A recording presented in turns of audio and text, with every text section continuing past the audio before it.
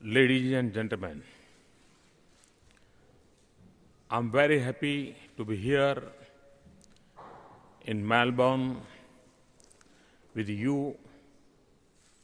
You are aware that I had come here to attend the G20 meeting. At the outset, I must compliment the Government of Australia for their organizing capability during the G20 summit. You must be aware that the G20 leaders are still worried about the recovery of the global economy. So are you. We all have to find ways for speedy recovery, sustainable and inclusive growth. Sometimes problems come to us so that we become stronger, we become more disciplined. I take the global economic scenario in that spirit. With me, there is also a very impressive business delegation from India present here. You may like to interact with them at your convenience. Friends, you may be aware that in India, we have just witnessed a historic election. The elections mark a turning point in our democracy. This election has indicated people's high aspirations and their belief that this can be realized through democratic process. This was amply reflected in the record participation by voters and a clear verdict in favor of one political party after a gap of 30 years. Since day one, my government is actively working for revive the economy. My government is committed to create a policy environment that is predictable, transparent, and fair. Reforms are being undertaken to enhance the ease of doing business. We are on the path of reforms and rejuvenation. We have undertaken massive efforts in changing the work culture, systems of delivery to speed up and make them more transparent. You may be aware that our economic growth had slowed down during the last few years. Now, my government is putting all efforts to ensure faster and inclusive growth. The results are very encouraging. We registered 5.7% growth in the first quarter of the current financial year. This is 1% higher than the previous year. According to the latest OECD forecast, India will be the only country among world's top economies which would increase its pace of growth this year. HSBC's latest report has identified India as the world's largest growing exporter, which is set to move from 14th to 5th largest exporter in the world by 2030. We have put focus on building the infrastructure through public and private investments. This will include national roads as well as rural infrastructure, irrigation works, linking of rivers, modernization of railway, and network of high-speed railway. Existing ports will be modernized. New world-class ports will be developed along India's coast.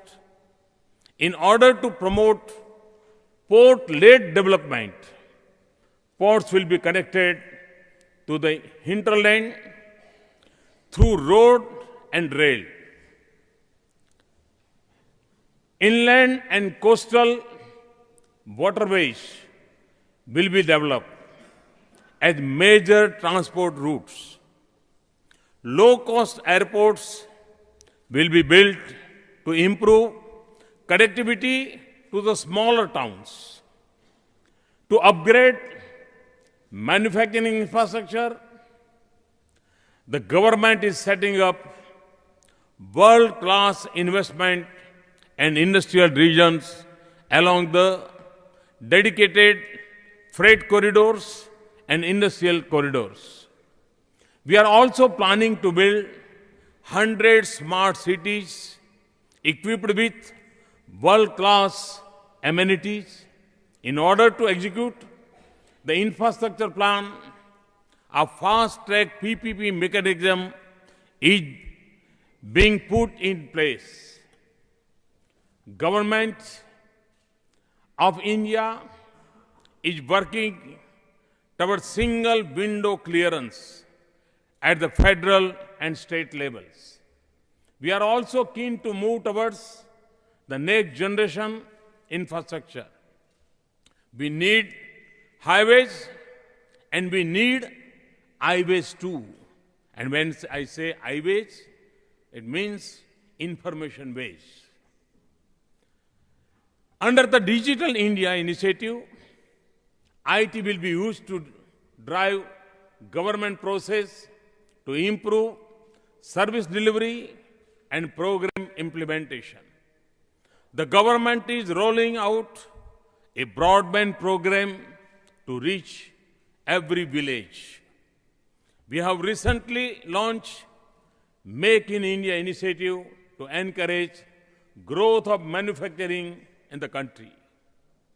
Initiative will focus on doing away with red tape and promote the ease of doing business. All applications and process will be made online. We are particularly promoting labor-intensive manufacturing. The defense sector has been opened to 49% foreign direct investment and the railways up to 100%. Friends, India has three things to its credit: democracy, demography, and demand. We are trying to harness this strength through good governance. The government has begun by trusting its citizens as well as businesses. Our greatest strength is that 65% of the population is below 35 years of age. No one can question the talent of Indian youth after the achievement of the Mars orbiter mission. Everything was indigenous.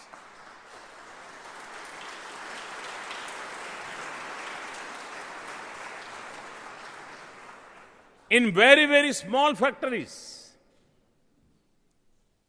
every component was made to make the mission successful.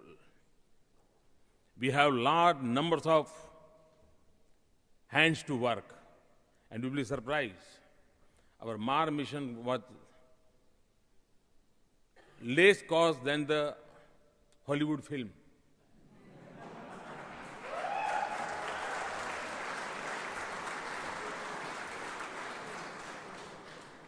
Hollywood films were costlier than our Mars mission.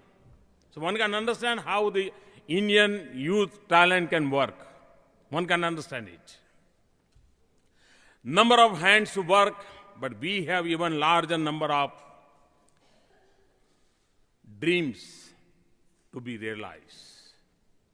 Therefore, employment opportunities are being enhanced by promoting manufacturing, tourism sector, and agro-based industries, particularly value addition.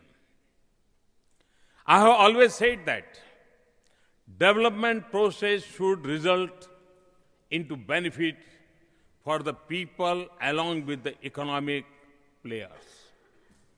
Skills play this dual role. Therefore, in my government, we have established a new ministry for skill development. I am aware that India and Australia are working closely in the areas of skill development and education, and we greatly value our engagement in this area. Lot of our boys and girls are studying in your universities. In yet another major initiative towards inclusive development, we have launched a national drive to open bank accounts for every adult citizen. In a 10-week period, after the launch of the drive, 71 million new accounts with deposit of US dollars 900 million were opened.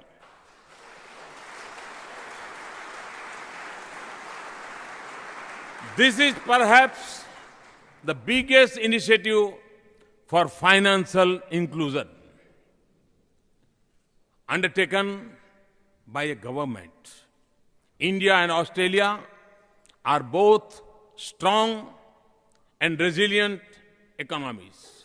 However, our trade is still confined to a small basket of largely primary commodities. Your measures in mining, telecom, ports, banking, and insurance have a foothold in India, but they are yet to take big positions. On a positive note, it provides me some comfort to note that India is investing heavily in the mining sector. Major investments are being made by some of our biggest mining and infrastructure companies. Our IT companies are providing value to your market through their services. However, we need to import more. We need to impart more dynamism in bilateral trade and investment relations. Within India, we are working hard to create conducive environment for the trade and industry. We are confident that our new measures will help increase your interest in India. We greatly value our relationship with Australia. We need your partnership to overcome the challenges we face in education, health, energy, security, science and technology, and infrastructure. Particularly, we need your involvement in high-end technology so that India can fully utilize its potential. We are committed to change this scenario, and that is where opportunities lies for you. If it is enriching for you, It is also rewarding for you. The large and growing Indian community in Australia has integrated well and made significant contribution to build bridges between the two countries. We are proud of their achievements and commend them for their efforts and success. The brothers and sisters of the Indian community will further help us to consolidate the partnership between the two countries. We have to work for peace, prosperity, and progress in the world. Pacific, and I would like to say that Asia Pacific look forward to working together with the government, business, and people of Australia. I assure you of my personal attention for your success in our country. I thank the Australian Prime Minister and his government and their dignitaries for the love, respect, and hospitality they gave to us. While parting with you, I invite you to India. I can say with confidence that presently you have the best time to be in India. You have the best terms to work in India, and both for business and life. You have the best taste to relish in India. Thank you very much. And thank you, Your Excellency, Governor. You gave me this opportunity. Thank you very much. Thanks a lot.